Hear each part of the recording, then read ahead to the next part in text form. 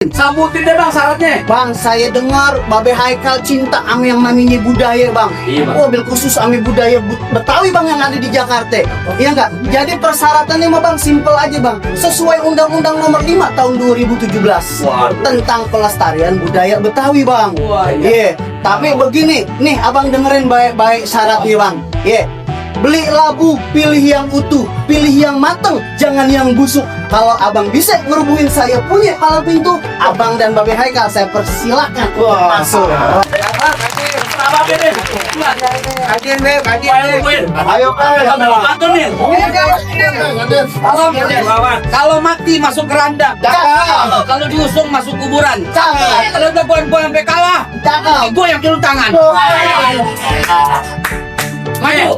Kalau kakek Babe, abang tahu yang namanya Kampung Rawa. Tahu. Pergi ke Salemba, ke Sandung Batu. Masuk abang. Berapa banyak abang punya jawara? Nih jawara Babe Haikal bakal jatuhin satu persatu. Lawan bang, jangan bikin malu. Cium tangan dulu. Gue lagi yang lega. Ngomong aja lo betul ya.